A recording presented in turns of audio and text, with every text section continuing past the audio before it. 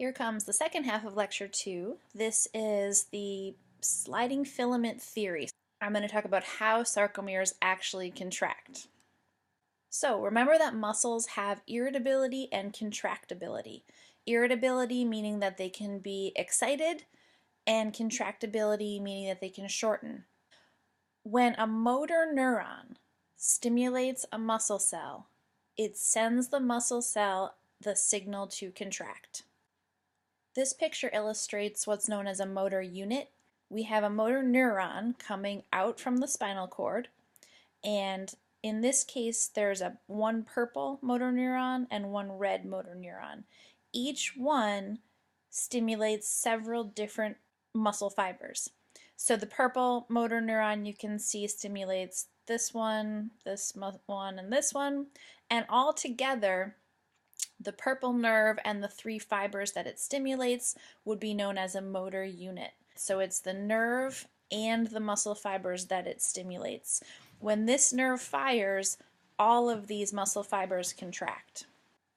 At the ends of a neuron, where the signal is sent out, are structures called axons. So axons carry the signal away from the motor neuron. They carry the signal to the muscle. Those motor neuron axons are going to form junctions with muscle cells, and those junctions occur at locations called synaptic clefts. So the synaptic cleft is the little space between the motor neuron and the muscle fiber where the communication happens. The synaptic cleft can also be described as a neuromuscular junction because it's a location where neurons and muscle tissue come together, and that happens at the synaptic cleft. So in the next slide, what we're going to do is zoom in on one axon and the synaptic cleft formed between that one axon terminal and the muscle cell that it's contacting. So here we have the axon branching out into these axon terminals, these little yellow finger-shaped protrusions. And here we can look at one axon terminal and look very closely at where it comes in contact with the sarcolemma of the muscle fiber. That's shown here. So here again is our axon terminal, and this purple line is the outer membrane, the sarcolemma of our muscle cell. In order to communicate with the muscle cell, the neuron is going to release chemical signaling molecules called neurotransmitters into the synaptic cleft. Those neurotransmitters, which are stored here in the axon terminal in little bubbles called synaptic vesicles, are going to be released from the axon terminal, and they diffuse across the synapse and they dock on the sarcolemma of the muscle cell. Now, there are lots of different types of neurotransmitters used by the neurons in your body, but the neurotransmitter that allows nerve cells to communicate with muscle cells is called acetylcholine, and we're going to abbreviate that as ACH. Okay, so what happens when ACH is released from the axon terminal? The ACH diffuses across the synaptic cleft, and it attaches to receptors on the sarcolemma. The attachment of this acetylcholine on the muscle cell causes the muscle cell to become permeable to sodium, or Na plus ions. In other words, little channels in the membrane open up and allow sodium to flow in. So channels that are normally closed will open in response to the neurotransmitter attaching. The sodium rushes into the cell and generates what's known as an action potential. It's an all or nothing response that once it's started cannot be stopped, and once it's started the muscle will contract. This action potential is the same basic mechanism that neurons use to communicate with one another. So if you've studied the brain, if you've studied the nervous system, this should sound familiar, and everything that you know about action potentials is true here. So what we have is a depolarizing of a membrane, and that depolarizing of a membrane starts a signal that gets sent down the length of the cell. I just want to blow up this picture a little bit, and you can see that again we have our axon terminal, we have the sarcolemma of our muscle cell, and inside these green vesicles we have stored acetylcholine, stored neurotransmitter ACH. When those vesicles empty into the synaptic cleft, the neurotransmitter diffuses across the gap and docks on receptors on the muscle cell. And those receptors, once they receive that neurotransmitter, cause ion channels to open up and sodium to flow in. If we look down at the bottom of this picture, you can see a little sarcomere. So you can see the thick red filaments here and the thin blue filaments. And the response to this incoming sodium is going to be that the sarcomere contracts. This slide has 4 steps detailing a process that causes the muscle contraction. So step 1 we've already talked about, an action potential, which is basically a signal, comes from the motor neuron that causes the release of acetylcholine, these little green dots, into the synaptic cleft. That acetylcholine docks with the sarcolemma and causes an action potential, so it causes a signal to shoot through the muscle fiber. That signal is able to spread quickly because of these little structures called T-tubules.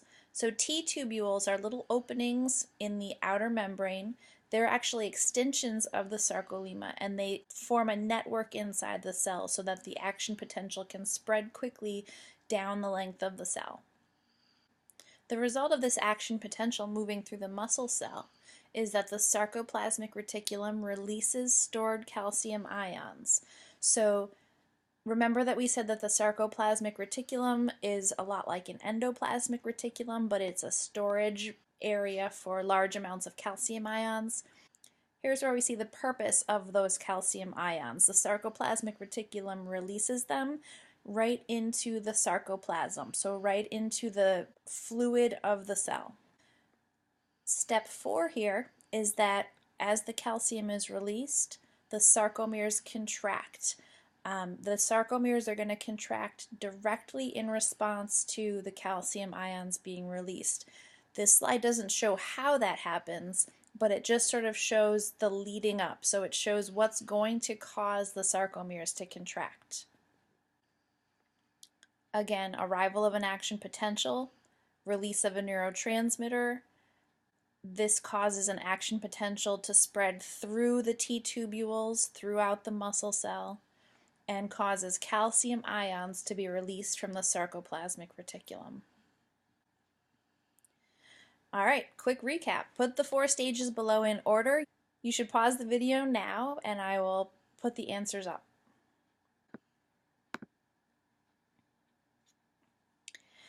Here are your answers. Hopefully this is what you had as well, and we're going to move on.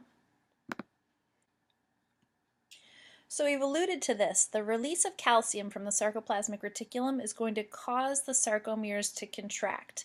In other words, the sarcomeres are going to go from looking like this, where there's a big H zone here in the middle, to looking like this, where there is no space between the actin molecules. They overlap one another in the middle.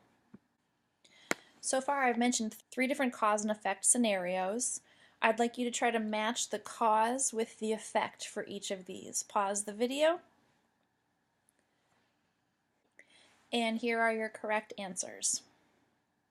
I mentioned the sliding filament theory at the beginning of this video, and basically the sliding filament theory is a theory that helps to explain how muscles contract. The theory is that the filaments slide, so hence the name sliding filament theory.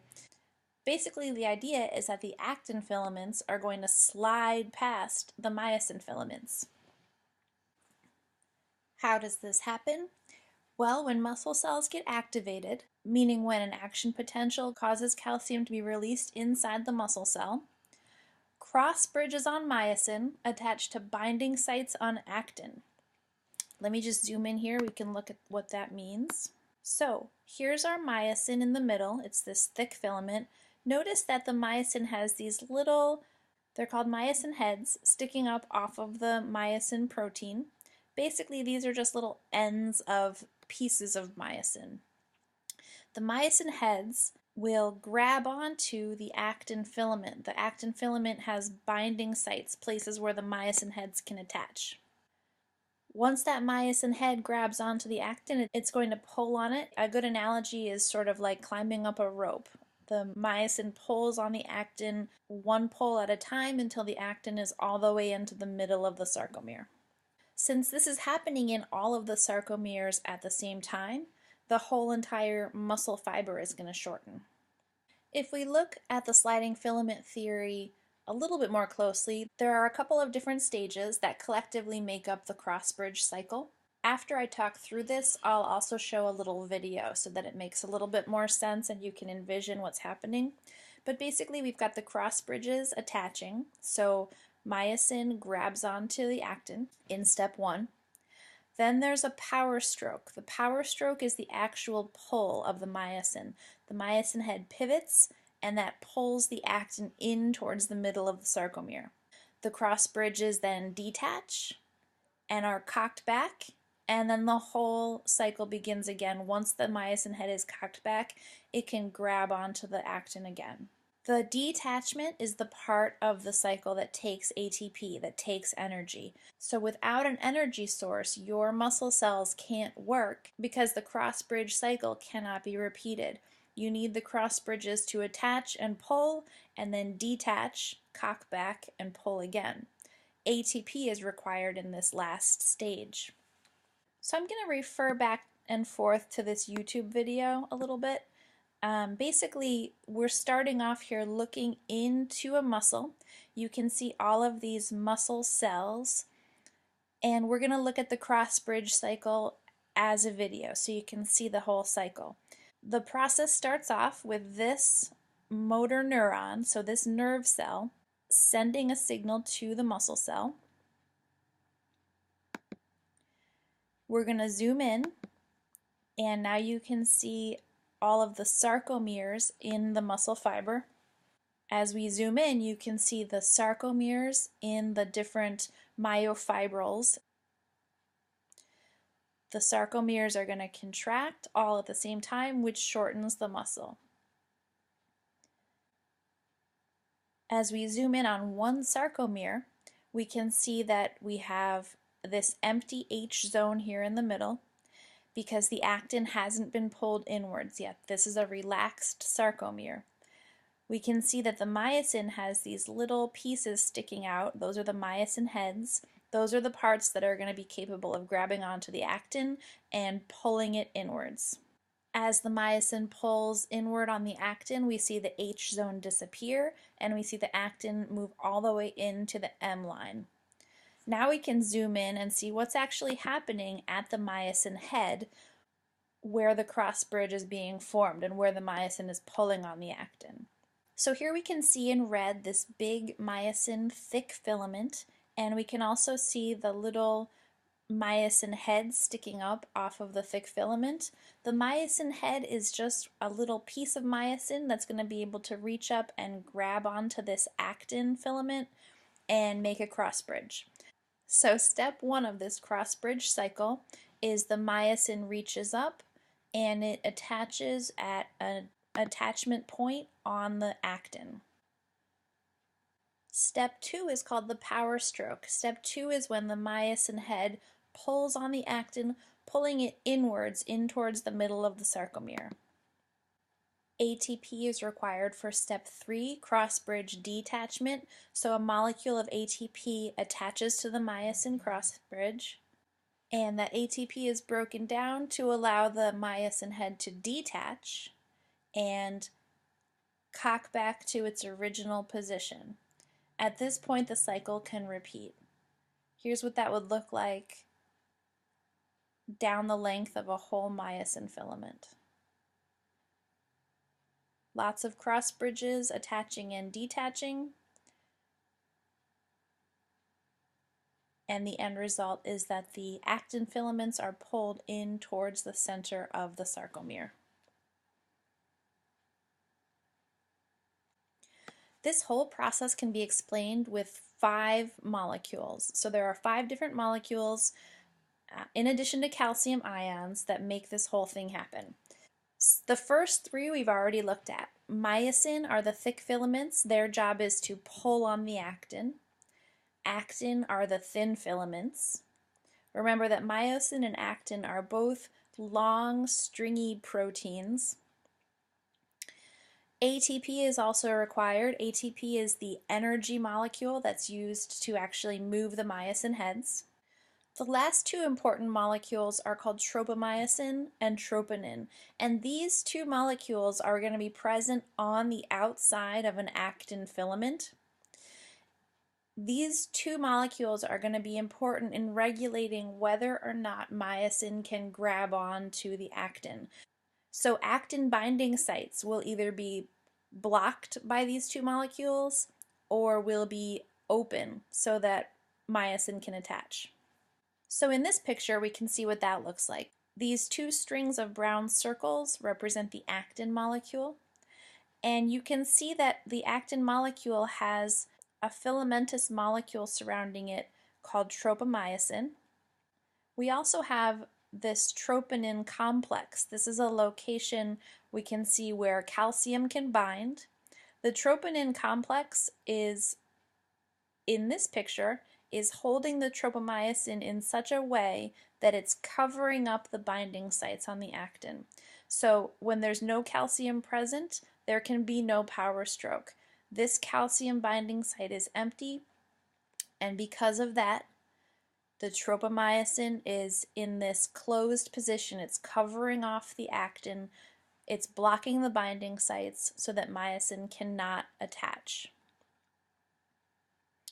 When calcium gets released into the muscle cell, that calcium will dock in these calcium binding sites. The attachment of calcium causes the troponin and the tropomyosin to move aside and open up these myosin binding sites. Now the myosin is able to attach to the actin. Okay, here we have the whole process. This is the entire process involved in muscle contraction. So there are points on the diagram numbered 1 through 7, and over here in the margin I've sort of summarized what's happening at each of the points. At point 1 we have acetylcholine being released from our motor neuron. That acetylcholine diffuses across the synaptic cleft, docks with the muscle cell, and causes an action potential. In other words, it causes sodium to flow into the muscle cell. These little purple gates open up, sodium is allowed in. Step 2, the AP, or the action potential, moves along the membrane and propagates throughout the cell by moving through the T tubules. So the action potential is able to spread very, very quickly throughout the whole cell because it moves along the membrane, but that membrane protrudes into the cell, so that carries the action potential in. Step 3 occurs here. We can see that the spreading of the action potential goes through the sarcoplasmic reticulum and causes calcium to be released. The calcium, these little green dots, then diffuse down, and we can see step 4. The calcium binds to the troponin, which opens up the binding sites on the actin. Step 5, the cross bridges pull the actin inwards towards the M line. And then because we don't want our muscles to contract forever, there has to be a process that reverses it and lets the muscle go back to normal. And that's happening with 6 and 7. So in step 6, the calcium is being returned back up to the sarcoplasmic reticulum. That gets the calcium away from the actin, and so the actin binding sites can get covered back up, and the myosin will release the actin and return to resting position. Let's look at that one more time on our video. So now we can see in the muscle cell here these little pink dots that are going to be floating around. Those represent calcium ions that have been released by the sarcoplasmic reticulum. The calcium ions dock with our troponin molecules here, and the troponin pulls the tropomyosin to the side. That's going to open up the binding sites on our actin so that the myosin head can grab on. This leads us to our cross-bridge cycle. So we can see that the myosin attaches to the actin. The power stroke occurs next. The myosin pulls the actin in towards the center of the sarcomere. Some ATP is required for cross-bridge detachment. That ATP gets hydrolyzed, which causes the myosin to release the actin, and the myosin returns to its resting position. At this point, the cycle begins again, and the myosin will reach up, grab the actin, and pull again and again. The myosin pulls the actin inwards to the middle of the sarcomere. So we can see the sarcomere contracting here as a whole.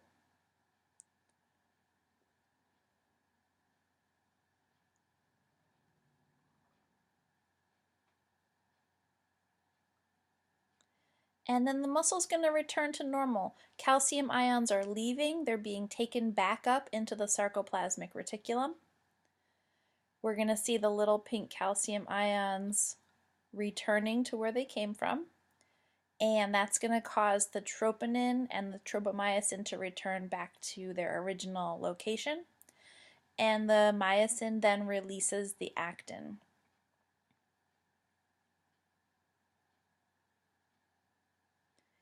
That is the end of the video. That is how a muscle contracts.